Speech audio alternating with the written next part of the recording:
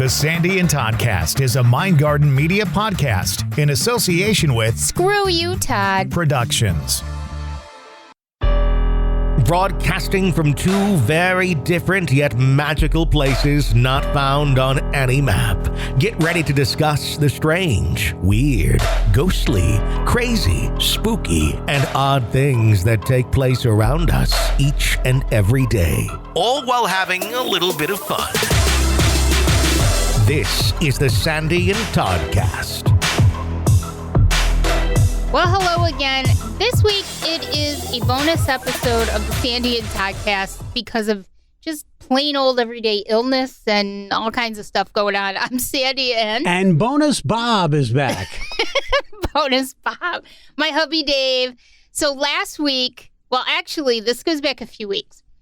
A few weeks ago, I started getting the stomach bug, and it came on all of a sudden, and it wasn't horrendous, but it wasn't good either. And a couple of times over the last few weeks, it's gotten better, and then it's come back again. And I've been struggling for like 3 weeks with this. It's raising my blood sugar. It's driving me bonkers. And then somewhere along the line, you caught it. Yeah, at least the ice cream is good, though. That's about all we can handle. I know. So last week, I had to beg off from recording an episode, and now this week Todd's feeling a little under the weather, so he's backing off from doing an episode, taking a little break like I did. And so I thought, Dave, why don't you join me, because we haven't done a bonus episode in a while.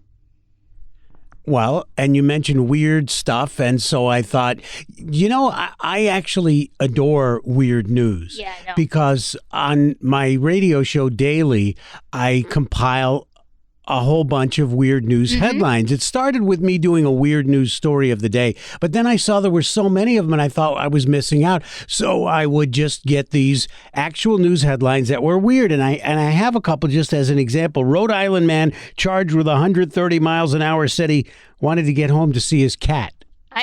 It's just stuff like that. I mean, come on, Dave. Don't we all just want to get home to see our cat? We need to rush home to that. Well, but it's true, because when I was doing mornings on the radio, I would look for weird news too. And as one or two of my breaks every morning, I talk a little bit about weird things going on in the world. And, it's just kind of a funny way to connect with everybody, because we all think some of this stuff is kind of goofy, right? Or different. Yeah, so those are the weird things that I'm into. We've talked about some other weird things here on this here podcast. Oh, yeah, we talk a lot about weird things. As everybody knows, our weirdos.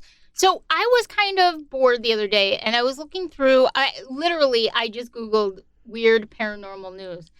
And I found a few things that I thought would be great for a bonus episode, not knowing at the time I would be asking you to do one with me. So I just wanted to go over them because I thought they were cute. There's a few of them, and maybe just chat up what's going on with them and everything. So the first one I saw that I thought was actually neat. It's not as much weird as it is really cool. In New Zealand, the New Zealand Parliament is having ghost tours every once in a while. And it's really cool because usually you don't think too much about ghosts and spirits being in like the Parliament building. I actually had that as one of my weird news headlines. So you know what I'm talking about. Yes. So it's so cool. So every once in a while, like I know they did it. This article was from March 21st. I know that they did it March 21st. Now they do normal ones too. They do normal tours of the Parliament. But this one is a little different. It was on a Thursday, and I guess they do them occasionally. And it's actually kind of funny because as I'm reading the article, I can just picture these people who are doing the tour. So they bring a group of people in, and they stand in front of this big staircase, and the tour guide actually comes out all dressed in white like a ghost and like scares them. And then tells them a story. And then there are other volunteers who come and do it too. They come down the stairs with flowing white gowns and all kinds of crazy stuff. And everybody absolutely loves it. At first, they're a little not sure what to make of it. And then they absolutely get into it and love it. And the tour director even will look at them and say, okay, this is your last chance to back out, which obviously I would not be backing out if that were me. And it's just a lot of fun. And you know what I was thinking, Dave? And they actually do have a lot of different ghost stories in the Parliament building because it is an older building, but most people don't think about it. But what I thought was really cool is that they're bringing attention to these things and having fun with them so that it brings in even more education. Because we both know that the paranormal world and history go hand in hand. So what that's doing is drawing more attention and making learning history even more fun right in that setting. Right. I love it. And those old Parliament buildings obviously are very old. Some of those foreign countries we've seen just in some of the travel kind of shows and the ghost shows and just how old they can be. But you're right. It brings new light to a formerly quote unquote taboo subject. Right. And it's fun too. It's really fun. And I really wish places, I'm not aware of any places that have done this or do this in these buildings. But we tend to traditionally think of government, this current situation aside, government in general is being kind of stodgy and bureaucratic and, and so to have fun with something like this and show another side of it, I think is really cool. And I wish that more government buildings or, even small town government buildings, small city government buildings would do things like this, and for charity too, because I love that. And I think that's a great way to build community, and everybody has fun. Whether you're a true believer or you're a true skeptic, it's just fun, and it's a great way to bring awareness of history and to help out in your community. Right. And you're right about government, too, that they're by the book, they're traditional, and to see them step out of that norm is refreshing. It is.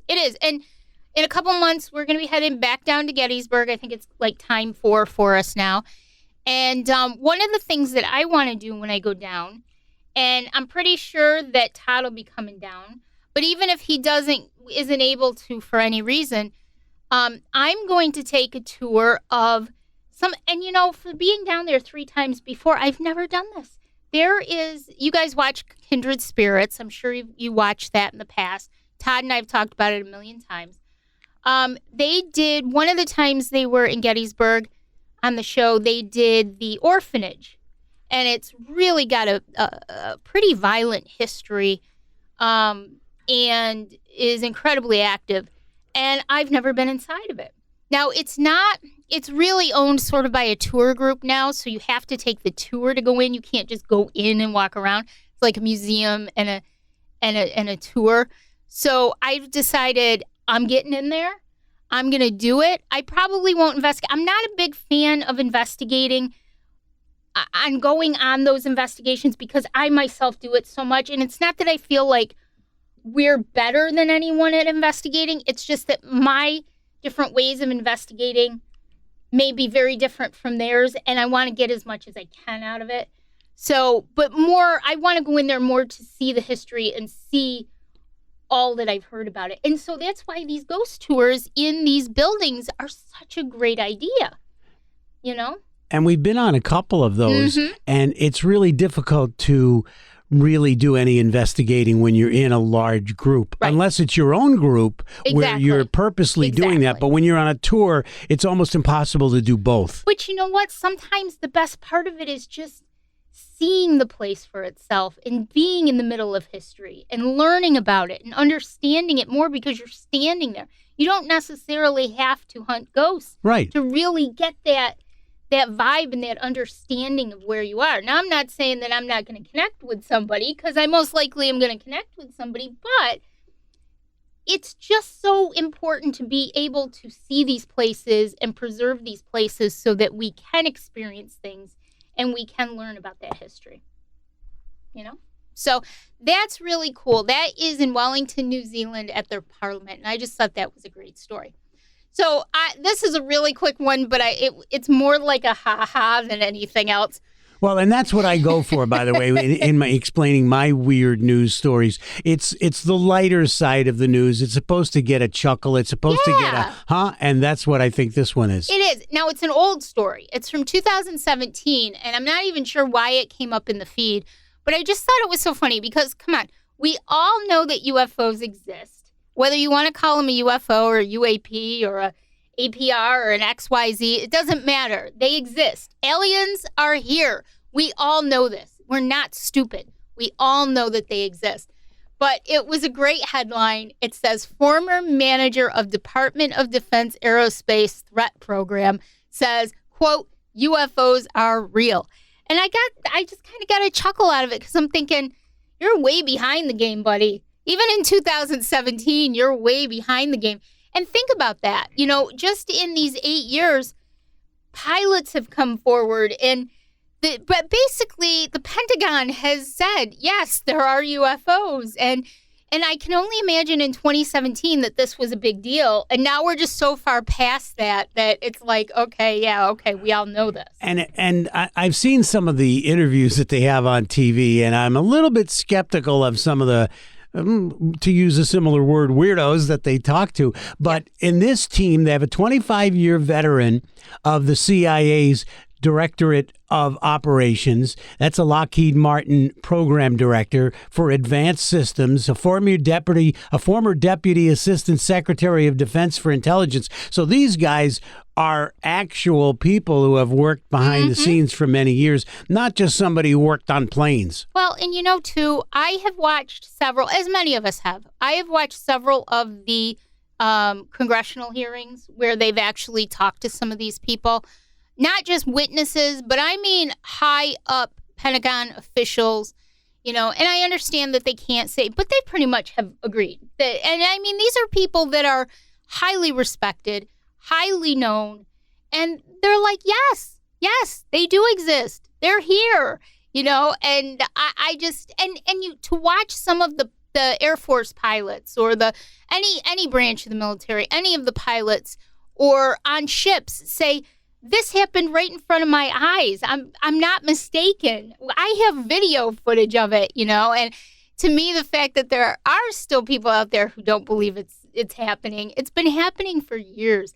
Just because we kind of quote unquote discovered this stuff what was the crash? I can't think of it. But in the 40s. But just because we quote unquote discovered it then, there are sightings that go back for years and years and years. There are actually pictures of UFOs in Egypt and hieroglyphs and in the desert in the United States in caves. There are pictures of UFOs drawn into the rock. Well, and then the government finally released a couple of videos and finally released a couple of, we believe it kind of thing. I 150% know that there is a lot more to this story than they originally were telling us. And it's real. I mean, it is. I don't pretend to understand what's going on, but we do know that it's real. So I feel like if they wanted to harm us, or if there was some of them in contact with us who wanted to harm us, they probably would have done something by now, but who knows if they're just integrating with us? We don't even know. I don't know. A lot of people think they came to Earth, they took one look and said, let's get the hell out of here. Well, I'm hoping that they'll take me up with them next time because, Roswell. I was trying to think of it. Oh, my God, it escaped me. But Roswell in the 40s, So, anyways, I just got a chuckle out of that because it was 2017 and they were so serious, like UFOs are real. And I'm like, where have you been, buddy? We've all known this. You just didn't want to admit it until now. So, okay, last one, Dave. I wanted to talk about this one because I thought it was a really compelling story. And you and I have been through so much with paranormal investigations and experiences that we've had and my abilities and you learning how to deal with my abilities right at the same time I was learning how to deal with my abilities. So this was a great one. This was back in November. And it says Amityville Horror House may still be haunted 50 years after shocking real-life murders on Long Island. Todd and I have done several episodes on Amityville Horror, and so everybody knows the story. It's not anything new. It's nothing that we have to rehash the whole story. But people who have lived in this house after the Lutzes have never said, and this is, you have to take the word for it, but have said that they have not had 1 ounce of paranormal or evil or negative activity going on in the house. So, but again, are they admitting? Are they going to admit it? Maybe, maybe not. If it was happening, I don't know. But I thought they interviewed in this article, this was from Newsday, New York Post. They interviewed the neighbor next door who has lived there for 28 years. And essentially, her name is Fran, and she says, quote, "Absolutely, I believe there are more things in this world that we don't understand, and I don't discount the possibility at all," when asked if she thought that the house could still be haunted after all these years. And she says, when I first moved out here, I'd walk there, and I could not believe there was a little girl playing in the front. And I remember thinking, how could a family with little kids buy this house, right? So, but she says she's never heard anything about activity going on. She was in the house one time for an estate sale, but she didn't go back. She didn't stay long. She just went in the house and that was it. But she says it's totally possible. Now, the basic story is that Ronnie DeFeo Jr. brutally murdered his entire family in the house. His story changed, right, Dave? His story changed like a million times over the years. He was crazy. He was crazy. I don't know if he was born crazy. I don't know if the drugs did it to him. I know his father was very abusive to him. So I don't know what got him to that point, but he was off his rocker, okay? And so he did all that. And one thing that is I got thinking about this, right? And I'm thinking to myself, could it still be, what is the situation? And again, Todd and I have talked about this several times. My thought is that I kind of have this feeling, and you tell me what you think, but I kind of have this feeling that there was probably something going on in the house when the DeFeos lived there. Was it Ronnie's mental instability that may have brought it out? We still don't know. We've never really had a full story from Ronnie as to, was he doing occult type stuff in there? Was it just the drugs? We just don't know. We'll never know now because he died a handful of years ago up in upstate New York in prison. But I'm wondering if there was something there. We both know, Dave, we've talked about this a lot, that the land can hold a lot of energy. You've been on investigations with me where I've literally been rocking from the energy coming out of the ground. Right, and it doesn't even have to be a building left. No, nothing. We've been on just land, and you can feel it. So my thought is that there probably was something there, whether it was active or not. Even quote-unquote haunted places can have periods of inactivity, periods of activity, periods of inactivity. It can be cyclical. It can be very random. And what did he do? Did he do something, or was it just feeding off of his instability, mental, emotional instability, that gave it some power and allowed this to happen? Now, as for the Lutz family, George Lutz, this has been stated a lot, that, now I do believe them. I have always been a believer in the Lutzes. I do believe that things happen. They have been very upfront for years. They're both gone now. But they were very upfront for years saying that the movie was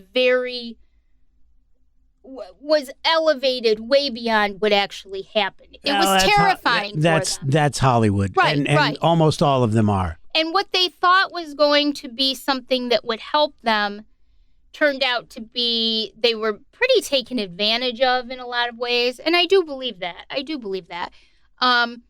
They said, but it was bad and it was terrifying, and no one should ever have to go through the things that they went through in that house. He was into the occult. George was actually into the occult. And things in the movie got twisted. Again, I take it back to the Conjuring series. The Conjuring does not really, the original Conjuring movie, I've read House of Darkness, House of Light, the first 2 volumes by Andrea Perron, who lived in the original real Conjuring house in Rhode Island. Her family is what the movie is about.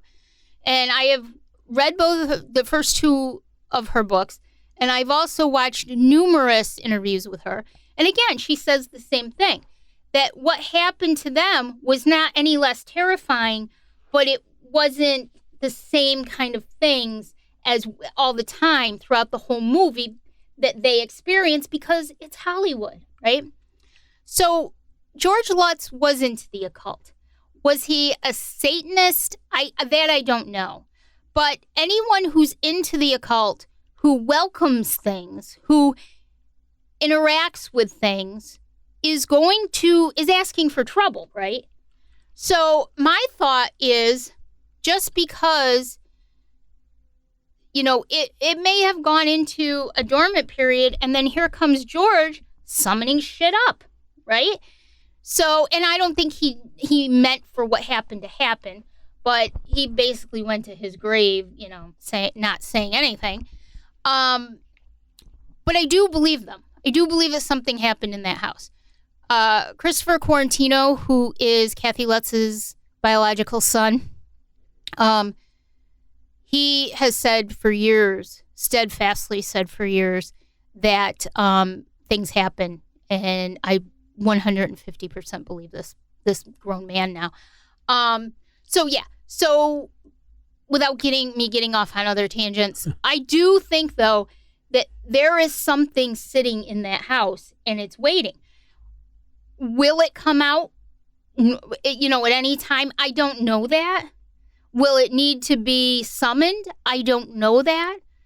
But I do believe that it's possible that there are things in that home that maybe just aren't making themselves known. And as we've learned now, especially in the last few years, the possibilities are always there. The possibilities are endless. There's no scientific evidence to say that this has started, stopped, come, gone, anything like that. We were just in the car a little while ago, and we were discussing something that had possibilities, and you just throw up your hand, you say you don't know, because there's just no way to exactly say this happened or that didn't happen. And we know a lot of very well-known and not so well-known places, including places we've investigated, that have darkness.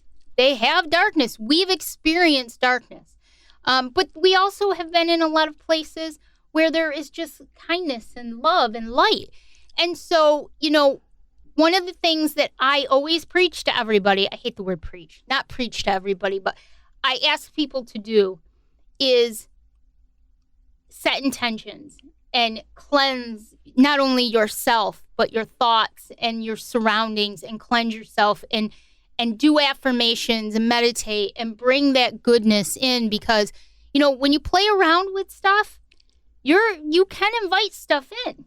You most certainly can invite stuff in. I can't tell you, Dave, I've told you how many people message me and ask me this or that about their home or what's going on. Or Deej asked me about a friend of hers who was having all these weird issues, and we sat on the phone for a couple hours one night, a video chat, and I helped her with it, because it's all about setting your intentions. And just like that, if you mess with this stuff in a negative way, you're inviting it in with you.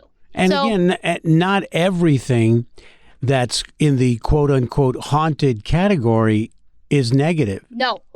Not at all. And that's kind of a misnomer, especially with the TV shows, that everything that's haunted on these shows, it's these malevolent creatures and these problems and bad, and it's not always. And Todd and I have talked about this. Our natural inclination is to accept it as negative or expect it to be negative. And I think our fear drives us a lot. And the old fear of the unknown, definitely. Right, sure. In everyday life, we use that all the time. But only, like 99.9% of any activity that you experience is not negative energy. It's not Satan. It's not, demons. It's not. It's just either residual energy that we've experienced on numerous occasions, or it's intelligent energy that's just there because it's there for whatever reason it happens to be there. And sometimes they want acknowledgement. Sometimes they want something. They want attention. They want acknowledgement. They're there for their reasons. They're not there to do things to you. And I think that the best thing that you can do in those cases is set your boundaries. They were human beings. They were alive once. Talk to them like they were human beings and alive, and say, look, these are my boundaries. You are allowed to do this. You're not allowed to do that.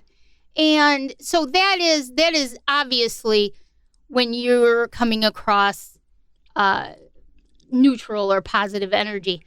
The negative energy is few and far between. But if you don't take it seriously and you invite this stuff into your life, these are the kind of things that can happen. One thing we talked about was how Hollywood can take license and kind of expand on stories like the Amityville Horror. I have a personal story that I know that Hollywood expounds a lot on it. Dog Day Afternoon. Mm-hmm. I lived in Brooklyn at the time. My father was a captain in the auxiliary police and got called for extra duty. He only did duty every like 2 weeks, and they got called for extra duty, traffic control and whatnot. And he called us and told us where he was. And so my mother drove my sister and me out to where Dog Day Afternoon was happening live right there. Now, we couldn't get close like they showed in the movie, The Hollywood License. Everybody was there taunting and yelling, and we weren't anywhere near that. We were like 2 blocks away. And then we thought we heard a shot, because there was something that had the firecracker sound, and then everybody was moved even further away. And my dad watched the movie because he was there, and he said, all that cursing kind of turned me off because that didn't happen. So there's a couple of really close-up examples of what Hollywood can do with a story. First of all, let me just say that how cool is that, though, that you got to experience that even from a couple of blocks away. Because we all know that New York City blocks are not that big. They really aren't that big. So, you can go from 21st to 43rd, and it doesn't take that long. So that's pretty darn cool. All right. That was a great story. Yeah. I've heard that story before, but I don't think anybody else did. But it's true, So do I think that there's still going to be something going on in there that's just not showing itself to the people because it doesn't need to? Sure. Do I think it's negative? Not necessarily, but I do think that there's got to be some sort of way that this energy is coming and going. And is it a portal, vortex? I don't know. I'm not in there. I've only seen one in my life and felt a few others. But I don't know. I just think that's a great topic and a great question. Like, is there really energy, positive or negative, still in that house, just waiting for the right opportunity? Possibly, I don't know. But one thing I'll say, I do believe the Lutzes. I do believe that something happened to them. Was it as crazy as the movie or Jay Anson or anyone else involved with that made it out to be? I mean, they didn't even get that much money for doing that stuff. I mean, it's not like they were trying to get all this fame and fortune. I remember watching not long, about a year or two after they moved out of the house. They had moved to California, and they were on one of those, how they used to have like those, the Today Show, but it was back in the 70s, so it was really kind of cheesy. Not that today's stuff isn't cheesy, but it was really kind of cheesy and stuff. Kathy, and I can't remember if George was on there, but Kathy was on there. And she said that the activity actually followed them when they first got there for a while. She said one day they used to like to ride bikes because they lived down by the ocean in an apartment.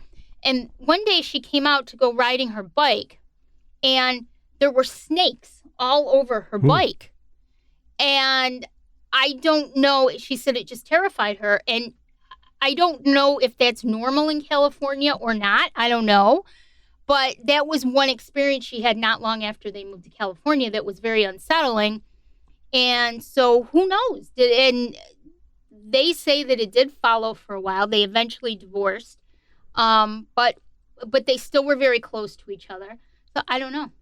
It's a crazy story. And we'll never know the true answer. And we'll be talking about it for decades to come because it's a wonderful mystery to talk about. But just thought that was a cool article. A lot of weird and crazy stories, definitely. You got it. And we love them. I know. I love them. Because you know why? Because when we question things, it leads to great conversations. Problem solving comes from great conversations and what ifs. So, well, thank you, Dave, for joining me. Well, thanks for having me again for some more weirdness. I think we talked more than we have in a couple days because we've both been not feeling well. Yeah. So, all right, guys. I hope you enjoyed this little BS fest that Dave and I just did. And hopefully Todd and I will be back either next weekend or the weekend after to get going with some more Sandy and Toddcast. So thanks, guys, for listening. Thank you. Bye. Bye.